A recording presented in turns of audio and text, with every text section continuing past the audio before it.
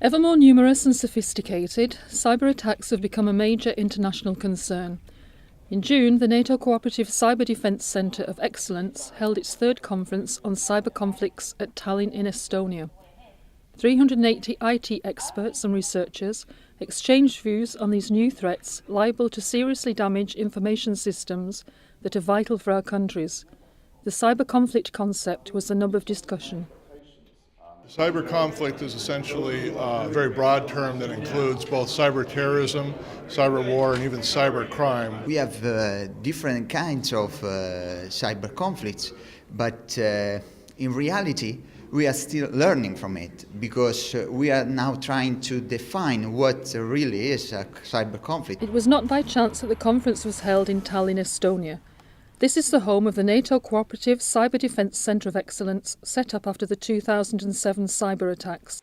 At that time, over a few hours, internet attacks hit government sites, political parties, national media, banks and even emergency services, paralysing them.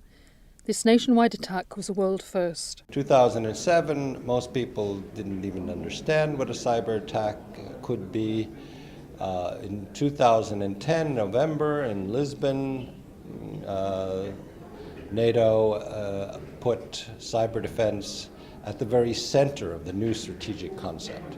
So we've seen a massive change in understanding on the part of NATO and NATO allies regarding the importance of cyber, and I think that is far more important than anything else. In Estonia, 98% of bank transactions are electronic and 92.5% of income tax declarations are submitted directly on the internet. So Estonia needs an effective defence. And others do too, for internet attacks are multiplying. Private firms are targeted, as are public institutions. In 2010, Stuxnet, a new kind of computer virus, gained world attention by infecting 30,000 computers in Iran, including systems controlling the industrial centrifuges used for the Iranian nuclear program, in principle not connected to the internet. For scientists, Stuxnet shows we are only a step away from cyber conflict. Actually, it is the first cyber weapon in history. And let me quickly define what I refer to as a cyber weapon. That's a software artifact that is designed to be deployed in cyber conflict to do actual damage, so to disrupt systems or disrupt operations. The first thing for states is to protect their digital infrastructures from hackers.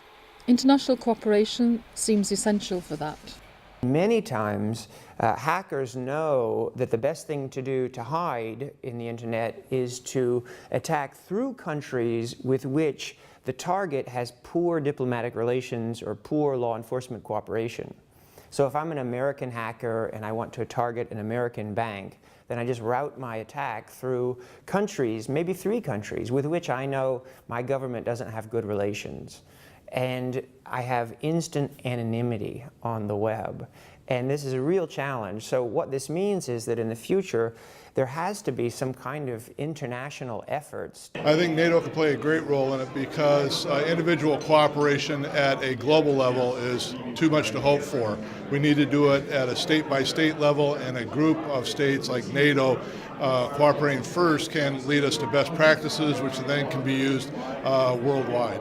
At the Lisbon summit in November 2010, furthermore, NATO agreed to improve its cyber defence capabilities so that it can better prevent, detect and respond to cyber attacks.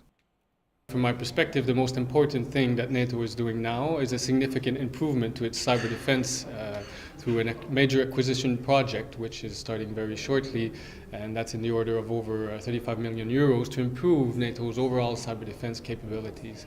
And that project is scheduled to be completed by the end of 2012, and it follows from the Lisbon Summit Declaration. The conference took place at the same time as the NATO ministerials, when the alliance adopted the new cyber defence policy and a plan of action. The purpose is to define exactly which systems NATO wishes to protect and what resources are needed to do so. This is NATO Channel reporting from Tallinn.